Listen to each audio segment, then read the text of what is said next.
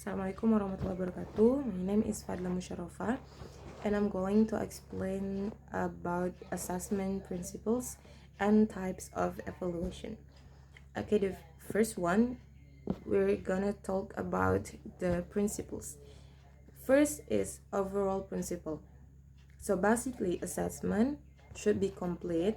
It's not just about knowledge, but also attitude and skills. We need to see the student a whole, not just one aspect.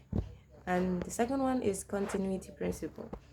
Assessment shouldn't be done only once.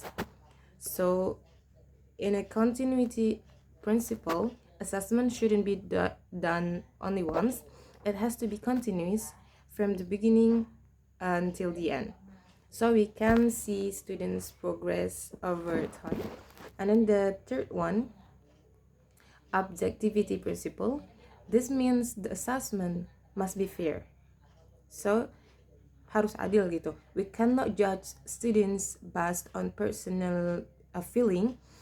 It should be based on clear criteria and their actual performance. And then fourth, validity. Validity means the assessment really measures what it should be measured. So the method and tools must be matched the learning goals. And then five, reliability. This is about consistency. If we repeat the test, the result should be similar. So the assessment can be trusted.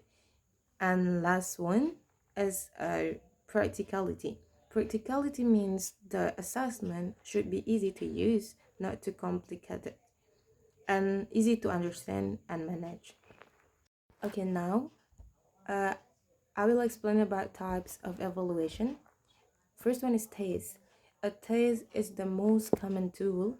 It's used to measure students' knowledge or ability, and it can be individual or group, written or oral, and even practical.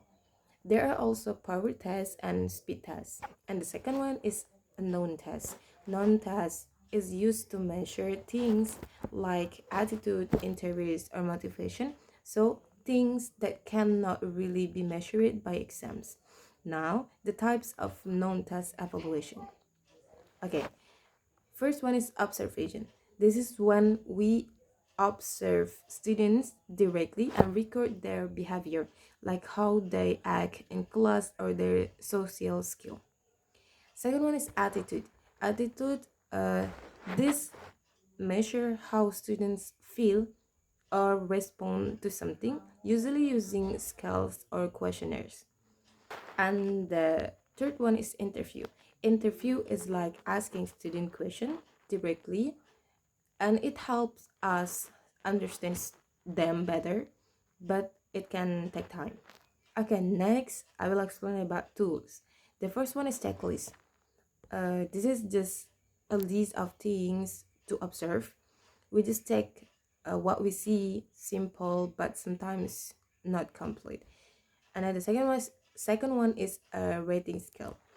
This gives levels like good, average, or poor, more detailed than checklists, but can be subjective. And then questionnaire. This is a set of written question. It's easy to use for many students, but sometimes the answer not very deep. And then next one is case study. Okay, this is a deep study about one student or one case, very detailed, but cannot be used for anyone. Okay, next is anecdotal records. These are short notes about important student behavior or events. And next one is sociometry. Sociometry, this is used to see relationship between students, like friendship or social groups. That's all basically assessment is not just about tests, but also understanding student in many different ways. Okay, now what I got from my friend's material in module 4 is explained that every student learn differently. To be successful, education must be flexible by matching teaching methods with three main learning styles. The first one is visual or seeing. They need notes, pictures, and diagrams to understand. And the second one is auditory. Auditory is hearing. They learn best through listening, talking, and group discussion. And then the third one is kinesthetic or doing. They need to move, touch, and practice directly to remember things.